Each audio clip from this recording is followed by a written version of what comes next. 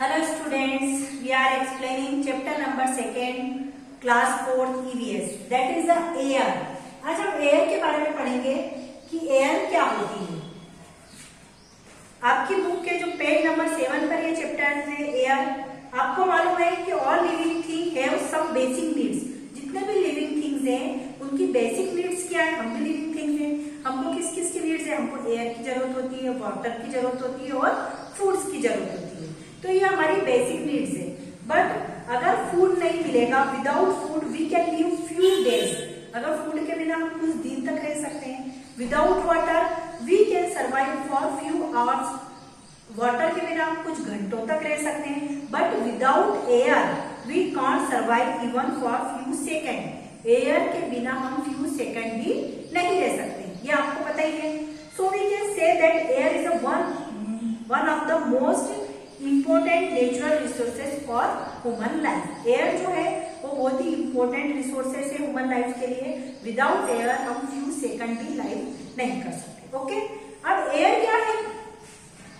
Air surrounds the whole earth. Air जो है हमारी होल अर्थ, पूरी अर्थ पे लाइक ब्लैंकेट, एक ब्लैंकेट के समान चारों ओर फैली हुई है। ब्लैंकेट के समान चारों ओर फैली हुई है, जिसको हम क्या बोलते हैं, एटमॉस्फेयर। क्या बोलते हैं हम, एटमॉस्फेयर। तो एयर की डेफिनेशन आप इस टाइप से दे सकते हैं, air surrounded the whole earth like blankets called the atmosphere. ये हो गया एयर के बारे में। एयर क्या करती है, air is responsible for changes in the weather. जो हमारा वेदर चेंज होता है उसके लिए कौन रिस्पॉन्सिबल होता है, एयर रिस्पॉन्सिबल होती है।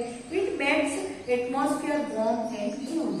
कभी हमारा जो एटमॉस्फेयर वार्म होता है, गर्म होता है, कभी हमारा एटमॉस्फेयर क्या होता है, कूल होता है, ठंडा होता है। तो ये जो चेंजेस होते हैं ये किसके कारण होते हैं, एयर के कारण। तो एयर क्या करती है, वेदर में भी चेंजेस लाती है और एटमॉस्फेयर में भी क्या लाती है, चेंजेस लाती है। अब इसका जो कंपोजिशन है एयर का वो क्या होता है। कंपोजिशन मतलब कि उसमें एयर जो रहती है उसमें डिफरेंट टाइप्स की गैसेस का मिक्सचर होती है। एयर क्या होती है, उसमें डिफरेंट टाइप्स की क्या होती है, गैसेस होती है। अब वो जो गैसेस कौन सी होती है उसमें, लाइक जैसे nitrogen, oxygen and other gases. Other gases में नाइट्रोजन, ऑक्सीजन, कार्बन डाइऑक्साइड और अदर गैसेस इसमें होती है। तो इसको बोलते हैं कंपोजिशन ऑफ एयर। तो ये जो अदर गैसेस होती हैं इनका एटमॉस्फेयर में, एयर में क्या परसेंटेज होता है ये हम पता कर लेते हैं। आपको ये तो पता चल गया एयर क्या होती है, मिक्सचर होती है बहुत सारी गैसेस का। It also contain many other gases along with dust particle and water vapour. अब आप देखते हैं कि जो एयर जो होती है उसका कंपोजिशन ऑफ एयर। एयर का कंपोजिशन क्या होता है, कंपोजिशन मतलब एयर में जो है वो अदर गैसेस, बहुत सारी गैसेस का क्या होती है, मिक्सचर होती है। तो वो गैसेस का कितना पार्ट उसमें होता है। तो हम देखते हैं जैसे नाइट्रोजन है, नाइट्रोजन कितने परसेंटेज है, 78% होती है। ऑक्सीजन है, ऑक्सीजन कितने परसेंटेज होती है, 21% होती है। एक अदर गैसेस कितनी होती है, 1%, जिसमें डस्ट पार्टिकल और वाटर वेपर एक्सेट्रा ये सब आ जाते हैं आपके अदर गैसेस में। तो अगर हम एयर का स्ट्रक्चर लेते हैं तो ये आपका एयर का स्ट्रक्चर है, जिसमें जो नाइट्रोजन है वो कितनी है, 78%। सबसे ज्यादा पार्ट किसका है, आपका नाइट्रोजन का। तो आप ये बोल सकते हैं कि एयर में सबसे ज्यादा कौन सी गैस होती है, नाइट्रोजन। फिर कौन सी होती है, ऑक्सीजन। ऑक्सीजन 21% होती है और अदर गैसेस कितनी परसेंट है आपकी, 1% है। ये आपने एयर का क्या निकाल लिया, आपने कंपोजिशन निकाल लिया कि इसमें कौन सी गैसेस होती है। अब उसकी कैरेक्टरिस्टिक्स के बारे में पढ़ेंगे कि एयर की क्या कैरेक्टरिस्टिक्स होती है, क्या उसकी क्वालिटीज होती है, क्या उस कैरेक्टरिस्टिक्स मतलब उसमें कौन सी क्वालिटीज होती है। ओके, तो सबसे पहले हम पढ़ेंगे कि air can only be felt. मतलब एयर को हम क्या कर सकते हैं, फेल्ट कर सकते हैं, महसूस कर सकते हैं। कैसे, हम इसको एक एग्जाम्पल के थ्रू समझेंगे। आपकी बुक में सब दे रखा है, मैं आपको एक्सप्लेन कर रही हूँ, आप बुक भी ओपन करके देख सकते हैं। सबसे पहली जो कैरेक्टरिस्टिक्स है, कैरेक्टरिस्टिक्स ऑफ एयर, क्या पढ़ रहे हैं हम इसमें,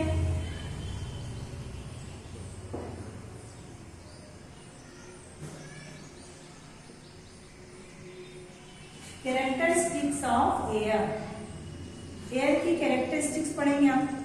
सबसे पहले air can only be felt. सबसे फर्स्ट एयर कैरेक्टरिस्टिक्स क्या है, एयर कैन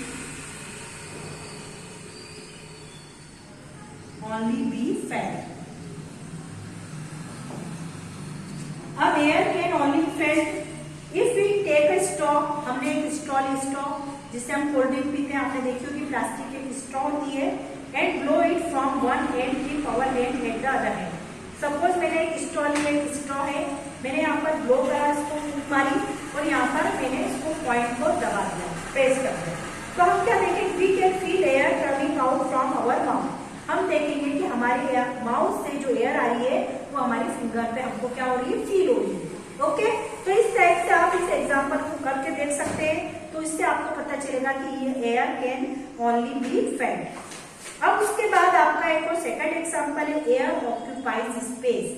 स्पेस भी लेती, जैसे सपोज मैंने ये जो बुक है इसको मैंने यहाँ पर कहीं स्पेस पे मैं अगर किसी प्लेस पे रख देती हूँ तो वो उतनी स्पेस कवर कर लेगा. ऐसे एयर भी क्या करती है, स्पेस लेती है.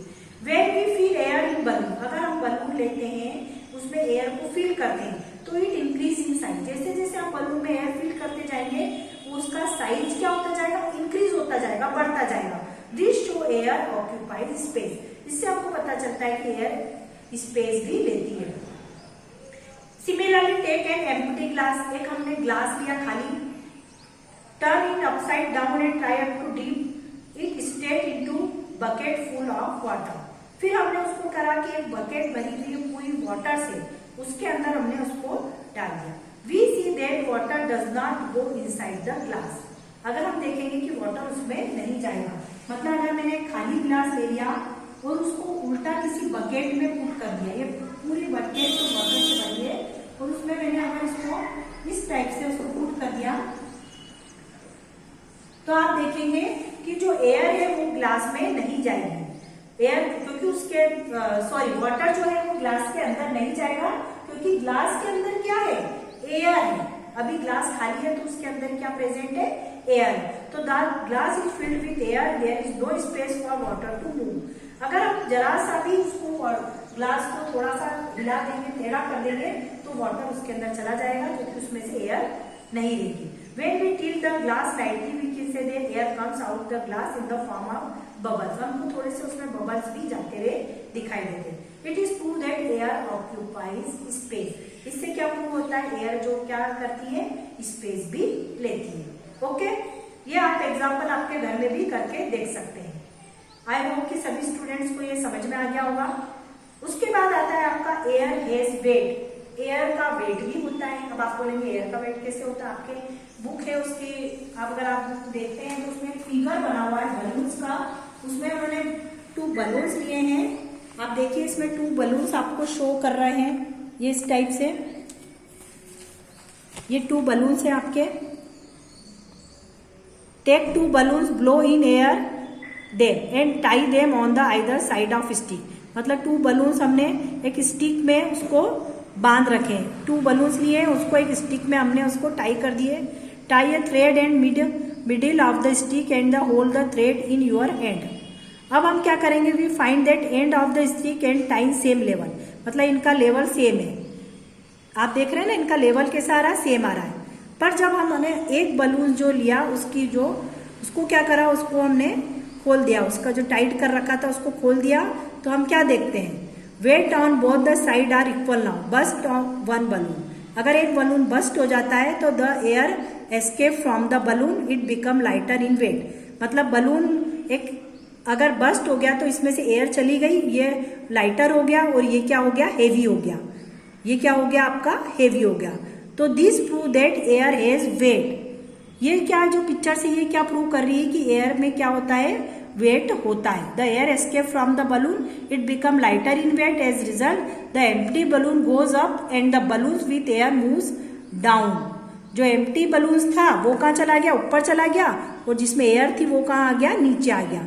ठीक है, तो this prove that air has weight. इस टाइप से हम प्रूव कर सकते हैं कि एयर में क्या होता है, वेट भी होता है.